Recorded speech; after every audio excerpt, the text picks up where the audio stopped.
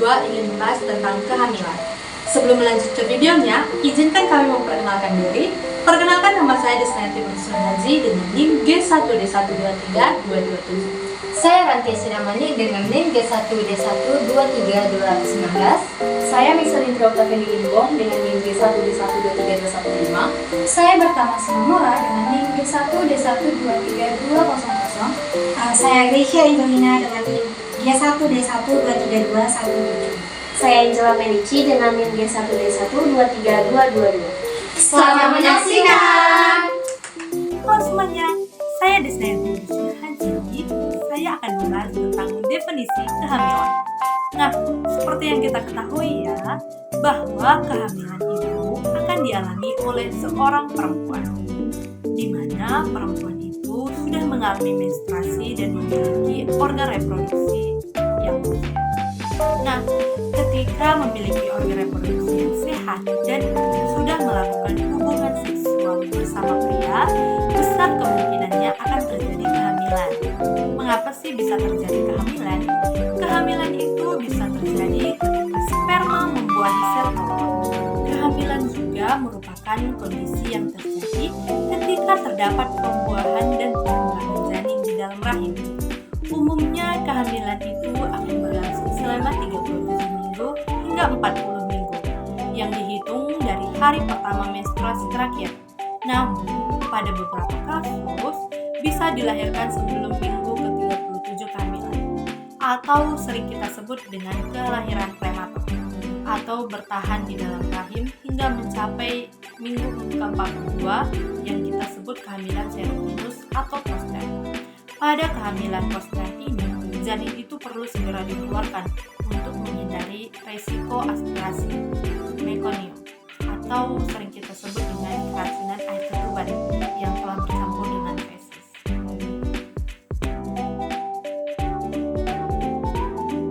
Trimester yang pertama, pada minggu ketiga kehamilan, sel telur yang telah dibuahi akan mulai berkembang dan membentuk sebuah kantung yang berisi bakal janin atau embrio dan plasenta. Sel darah janin pun mulai terbentuk dan ratusan sel lainnya ikut berkembang. Lalu sirkulasi darah pun dimulai. Pada minggu keempat, tabung jantung janin sudah ada dan berdenyut hingga 65 kali dalam 1 menit. Di akhir bulan pertama kehamilan, janin sudah berukuran sepanjang 0,6 cm, lebih kecil dari butiran nasi.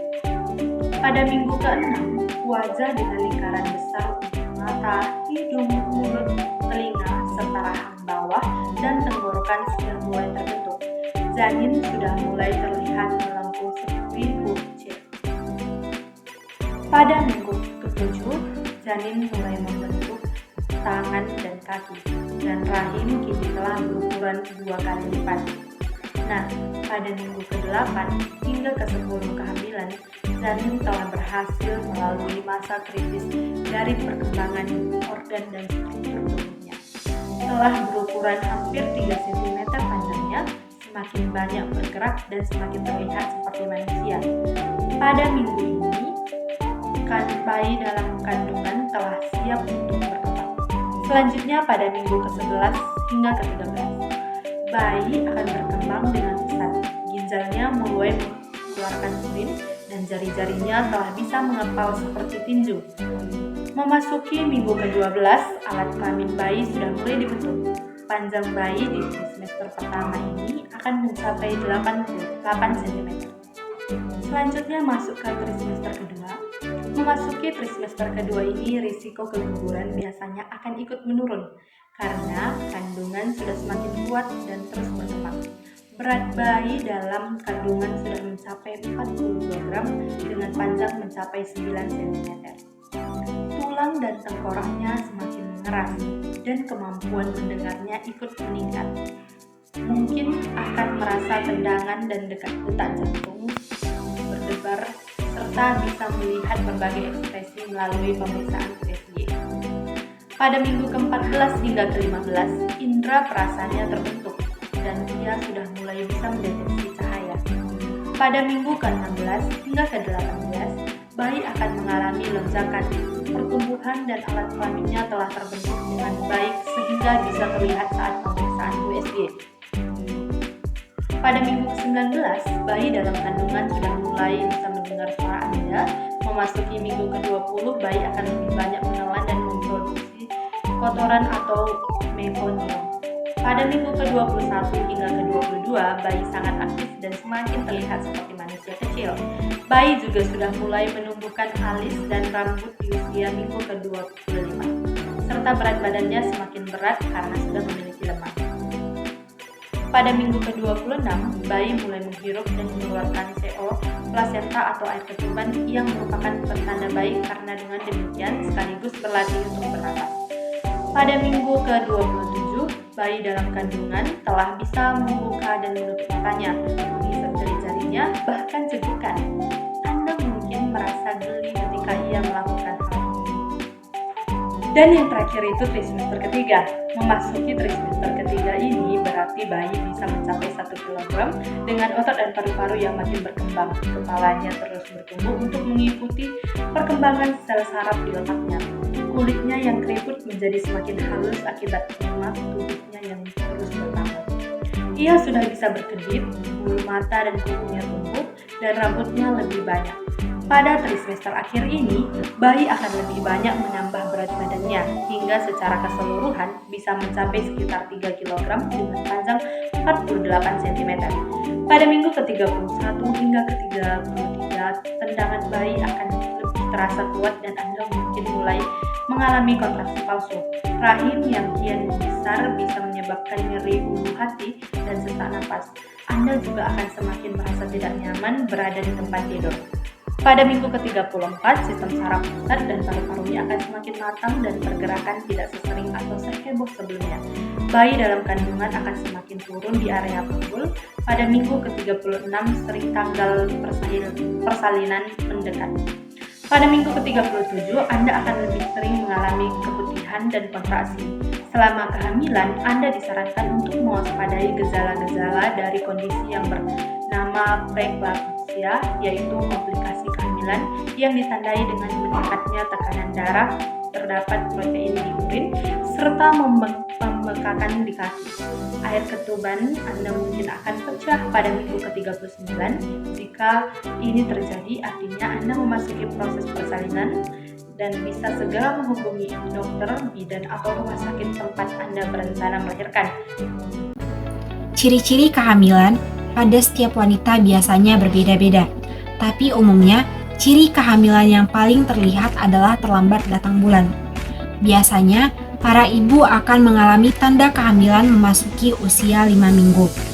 Nah, bagaimana sih ciri perkembangan kehamilan pada setiap minggunya? Akan kita bahas di video ini bersama saya, Gracia Angelina. Nah, pada usia 2 minggu sebenarnya ibu sedang mengalami ovulasi dan mungkin akan hamil. Pada fase ini biasanya para ibu akan mengalami tanda-tanda seperti periode menstruasi yang terlewat, mood swing, payudara yang membengkak, mual-mual, muntah-muntah, mudah lelah, hingga sampai sering buang air kecil. Pada usia 3 minggu, jika sel telur mams sudah dibuahi, maka mams akan mengalami proses yang disebut dengan pembelahan sel. Karena sel telur akan membuat jalan melalui tuba falopi ke dalam rahim. Sel telur yang telah dibuahi akan menempel ke dalam dinding rahim. Sebagian perempuan mungkin tidak merasakan perbedaan pada usia 3 minggu. Namun, sebagian lainnya merasakan sedikit bercak implantasi atau tanda hamil muda seperti kelelahan, payudara yang lembut, rasa penciuman yang sensitif, keengganan makan. Usia 4 minggu biasanya mams akan mendapatkan periode menstruasi sekitar 4 minggu dari awal periode terakhir. Namun jika mams hamil, tanda yang paling terlihat jelas adalah terlewatkannya periode menstruasi. Sebagian mams mungkin merasakan baik-baik saja pada usia kehamilan 4 minggu. Namun, sebagian lainnya mengalami kelelahan, payudara yang lembut, dan sering buang air kecil. Selain itu, juga akan mengalami mual-mual pada saat usia kehamilan memasuki 4 minggu. Pada usia 5 minggu saat bayi mams tumbuh di dalam rahim, Mams mungkin akan semakin sadar atas ketidaknyamanan yang berhubungan dengan kehamilan, baik dari segi fisik maupun psikologis. Ini merupakan suatu fase transisi yang lama-kelamaan Mams akan semakin terbiasa dengan gejala-gejala hamil tersebut. Pada usia 6 minggu, bagi kebanyakan perempuan, morning sickness dimulai antara usia kehamilan menginjak 6 minggu dan 8 minggu. Pada fase ini, Mams akan mengalami kelelahan yang amat sangat, serta perubahan besar pada suasana hati akibat perubahan hormonal, serta stres akibat hamil muda. Tak jarang, kebanyakan perempuan mengalami bercak atau pendarahan. Pada usia 7 minggu, Mams juga akan merasakan celana terasa lebih ketat. Rahim Mams sekarang 2 kali ukurannya dari 5 minggu lalu. Selain itu, Mams akan seringkali ke toilet karena peningkatan tekanan pada kandung kemih dari rahim yang tumbuh dan lebih banyak darah yang disaring melalui ginjal. Dan pada usia 8 minggu, perubahan hormon membuat Mams merasa lesu dan lelah, serta mual dan muntah dapat menguras energi Mams. Mams mulai terasa sedikit nyaman karena tingkat hormonnya yang meningkat mempersiapkan untuk menyusui. Sementara Mams mungkin akan mengalami kesulitan tidur karena sering buang air kecil di malam hari. Sekian penjelasan mengenai tanda dan gejala pada kehamilan. Baiklah, kali ini kita akan membahas tentang perubahan fisiologis dan psikologis pada perempuan hamil atau perubahan-perubahan apa saja yang terjadi pada wanita hamil dengan saya sendiri, Ranti Yasedamani. Yang pertama pada uterus. Uterus ini merupakan suatu organ pada wanita yang memiliki kemampuan yang luar biasa. Pada saat hamil, dia dapat berkembang dengan cepat. Pada wanita yang tidak hamil, berat uterus itu berkisaran 70 gram dan kapasitas 10 mili. Pada wanita yang hamil, berat uterus bisa bertambah 1100 gram dan kapasitas 5-20 liter atau setara seperti galon aqua yang besar. Pada awal kehamilan, bentuk uterus masih seperti bentuk normalnya, seperti buah avokat. Contohnya seperti di gambar ini. Bentuk uterus itu aslinya dia kecil. Pada saat bertambahnya kehamilan, bagian pundus dia akan bertambah lebih besar dan semakin mencembung. Nah, nantinya dia akan terus membesar. Jadi dari yang kecil sehingga dia akan bisa membesar. Pada akhir kehamilan 12 minggu, uterus yang tadinya berada di rongga pelvis atau rongga panggul, dia akan terus membesar sampai tidak akan mencukupi daerah pelvis. Dia akan terus ke atas mendorong usus-usus menuju ke atas sampai menuju ke samping dan menyentuh hati. Jadi dia akan terus sampai ke rongga abdominal. Jadi yang awalnya di rongga panggul, dia kemudian akan naik ke atas. Selanjutnya pada vagina wanita. Pada ibu hamil, dia akan terjadi peningkatan vaskularisasi dan hiperemia. Vaskularisasi ini adalah peningkatan pembuluh darah di bagian vagina. Nantinya vagina ini akan berwarna keunguan yang disebut dengan tanda Chadwick, dan juga sekresi keputihannya akan meningkat dan juga akan menebal sehingga pH-nya akan menjadi lebih basah. Lalu yang ketiga, kulit ibu hamil. Jadi ini adalah contoh kulit ibu hamil. Dia akan terbentuk garis-garis yang berwarna kemerahan sampai kusam yang disebut dengan stria gravidarum. Stria gravidarum ini tidak hanya timbul pada perut, dia juga bisa timbul pada payudara dan juga bisa timbul pada paha. Selain itu, ibu hamil juga akan timbul linea nigra, suatu pigmentasi kehitaman yang timbul di tengah-tengah satu garis di perut. Seharusnya pada ibu yang tidak hamil, linea nigra ini tidak ada. Selain linea nigra, dia juga akan timbul kloasma gravidarum. Itu adalah suatu bentuk kemerahan yang terjadi pada wajah ataupun bisa pada leher.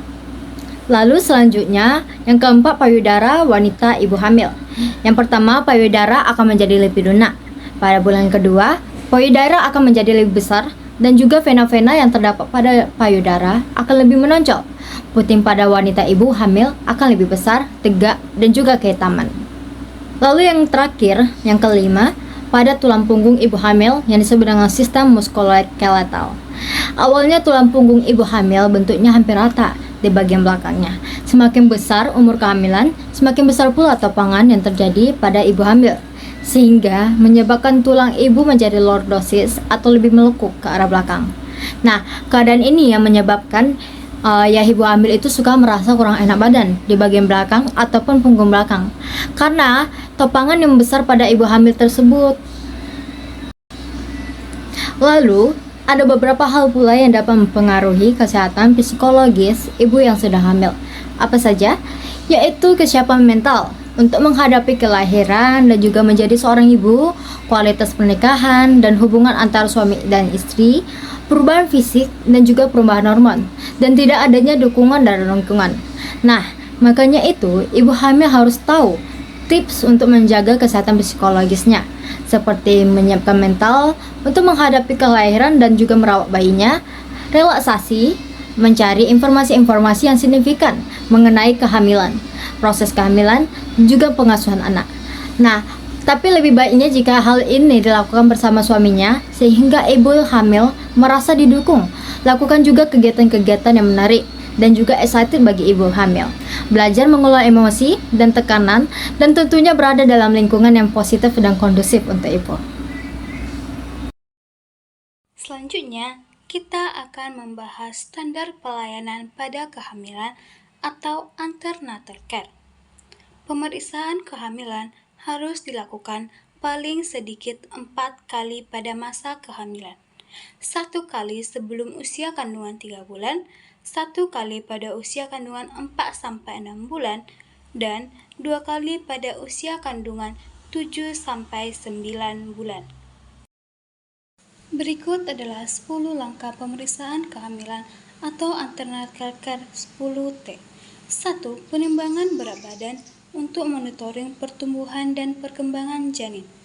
2. Mengukur tekanan darah agar tidak terjadi eklamasi. 3.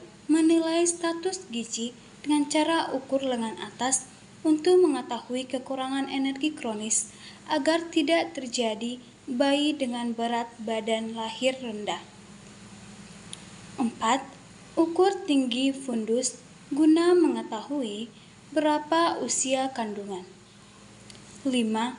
Tentukan presentasi janin dan denyut nadi jantung untuk mengetahui adanya status kehidupan janin dan letak posisi janin dalam kandungan. 6.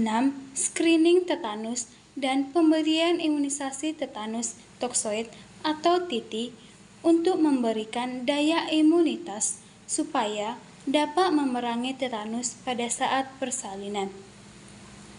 7. Pemberian tablet zat besi atau Fe dengan 90 tablet selama kehamilan untuk membantu dalam pembentukan darah dan agar tidak terjadi anemia pada ibu hamil. 8. Tes laboratorium hemoglobin dan urin untuk melihat ada atau tidaknya penyakit saat kehamilan. 9. Tata laksana kasus atau rujukan. 10. Konseling untuk merencanakan persalinan dan pencegahan komplikasi atau P4K serta KB pasca persalinan. Selanjutnya, kita akan membahas tanda bahaya kehamilan. Kehamilan merupakan momen membahagiakan untuk semua wanita, maka itu penting untuk menjaga kesehatan selama kehamilan. Moms perlu memastikan kehamilan berjalan dengan lancar tanpa ada masalah. Oleh sebab itu, penting bagi moms untuk tahu dan mewaspadai tanda-tanda bahaya kehamilan. Dengan begitu, jika moms mengalami masalah pada kehamilan, kondisinya bisa diatasi sedini mungkin. Nah, 5 tanda bahaya kehamilan yang perlu moms waspadai. Yang pertama, perdarahan vagina. Di awal kehamilan, flek atau bercak darah umumnya menandakan terjadinya perdarahan implantasi. Namun, tetap saja, perdarahan apapun yang terjadi di saat kehamilan perlu diperiksa penyebabnya. Perdarahan di trimester pertama bisa menjadi pertanda kehamilan ektopik atau biasa disebut kehamilan yang terjadi di luar rahim. Perdarahan trimester pertama juga bisa terjadi pertanda keguguran. Ketika usia kehamilan semakin bertambah, perdarahan bisa disebabkan oleh keguguran plasenta previa atau abrupsi plasenta. Infeksi juga bisa menyebabkan perdarahan saat hamil. Jadi, kalau moms mengalami perdarahan, Sebaiknya segera periksakan ke dokter ya. Yang kedua, sakit kepala dan penglihatan kabur. Sakit kepala dan penglihatan kabur bisa menjadi pertanda preeklamsia. Kondisi ini biasanya muncul ketika usia kehamilan sudah melewati 20 minggu. Dokter akan memeriksakan apakah moms memiliki tekanan darah tinggi dan apakah ditemukan protein di dalam urin moms. Jika tidak diobati, preeklamsia bisa menyebabkan komplikasi kehamilan serius yang disebut eklamsia. Komplikasi ini ditandai dengan tekanan darah yang tinggi dan disertai kekejangan. Oleh sebab itu, preeklamsia merupakan kondisi berbahaya yang perlu diwaspadai. Yang ketiga, pergerakan janin sedikit atau tidak ada sama sekali. Bayi memang bisa tidur ketika ia masih berada di dalam kandungan. Namun, jika bayi di dalam kandungan tiba-tiba berkurang gerakannya atau bahkan tidak bergerak sama sekali, maka moms perlu mewaspadainya. Hal tersebut bisa menjadi pertanda bahwa bayi tidak berada dalam kondisi yang baik. Menurut American Congress of Gynecologists and Obstetricians atau ACOG, ibu hamil harus menghitung beberapa lama waktu yang dibutuhkan bayi untuk melakukan 10 tendangan. Harusnya, waktu yang dibutuhkan kurang dari 2 jam. Kalau moms merasa jumlah tendangan bayi di dalam kandungan menurun drastis, atau jika ia membutuhkan waktu lebih dari 2 jam untuk melakukan 10 tendangan, maka sebaiknya periksakan ke dokter. Yang keempat, keluar cairan dari vagina secara tiba-tiba. Kondisi pecah ketuban sebelum hari perkiraan lahir disebut sebagai pecah ketuban prematur. Jika ini terjadi, moms perlu langsung diperiksa oleh dokter. Pasalnya, kondisi tersebut bisa menjadi pertanda kelahiran prematur. Selain itu, pecah ketuban prematur juga bisa menyebabkan risiko terkena infeksi. Mendekati akhir kehamilan, banyak ibu hamil yang semakin sulit menahan keluarnya urin. Jadi, banyak pula ibu hamil yang salah sangka dan mengira bahwa urin yang keluar tersebut adalah air ketuban. Jadi, kalau moms mengeluarkan cairan dari vagina dalam jumlah banyak dan secara tiba-tiba, segera periksakan ke dokter untuk memastikan cairan apakah itu. Yang kelima, nyeri punggung bagian bawah yang terus-menerus. Kebanyakan wanita hamil memang sering mengalami nyeri punggung bagian bawah, khususnya jika perut sudah semakin besar. Namun, jika nyeri punggung bagian bawah yang moms alami tidak kunjung mereda dan semakin parah, sebaiknya periksakan ke dokter. Pasalnya, ini bisa menjadi pertanda infeksi ginjal atau kandung kemih. Nah, itu tadi 5 tanda bahaya kehamilan yang perlu moms waspadai. Kalau moms mengalami salah satu dari kelima hal di atas, sebaiknya segera diperiksakan ke dokter ya. Dengan begitu, kondisinya bisa dideteksi dan diatasi sedini mungkin.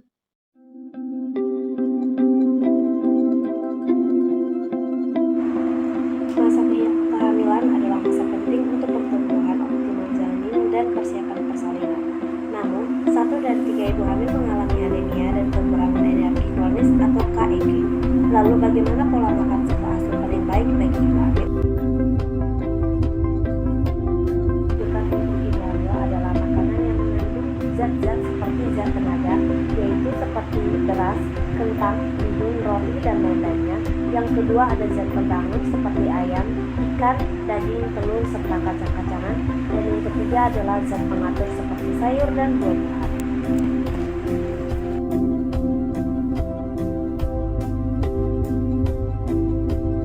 Selanjutnya adalah hal-hal yang perlu diperhatikan pada masa kehamilan pada ibu hamil. Yang pertama adalah makan 1 porsi lebih banyak daripada sebelumnya. Yang kedua, daging yang terlalu kurangi makanan atau sesuaikan dengan kebutuhan lokal. Dan yang ketiga, daging yang terlalu tambahlah jumlah porsi pada makanan. Serta yang keempat, usahakan konsumsi makanan dengan porsi kecil tapi sering. Berikut ini merupakan contoh menu sehari, yaitu pagi ada nasi, ayam goreng, pepes tahu, dan yang lainnya. Pada pukul 10 bubur kacang hijau, siang hari nasi, sop sayur, ikan balado, keripik tempe, dan jeruk. Pada pukul 16 salad buah, dan malam nasi telur balado. Selama masa kehamilan, konsumsi makanan bergizi seimbang dan tablet-tablet darah minimal 90 tablet agar dapat melahirkan bayi yang sehat. Kenaikan berat badan pada ibu hamil perlu untuk diperhatikan. Kadar hemoglobin juga suatu hal yang perlu untuk diperhatikan. Hemoglobin pada ibu hamil umumnya 11 gram per desiliter. Dikatakan anemia jika terdapat tanda-tanda lemah, letih, lesu, serta lalai. Ibu hamil memerlukan gizi seimbang untuk kesehatannya dan tumbuh kembang janinnya. Gizi seimbang merupakan sumber makanan sehari-hari yang mengandung zat-zat gizi dalam jenis dan jumlah yang sesuai dengan kebutuhan tubuh dengan memperhatikan prinsip keanekaragaman atau variasi makanan, serta jangan lupa minum air putih sebanyak 8 gelas sehari. Menurut angka kecukupan gizi pada tahun 2019, pada trimester 1 ibu pada umumnya membutuhkan tambahan energi yang belum terlalu banyak, yaitu masih sekitar 180 kalori dari sebelumnya atau setara 2 butir telur ayam rebus dan 1 gelas susu 300 ml.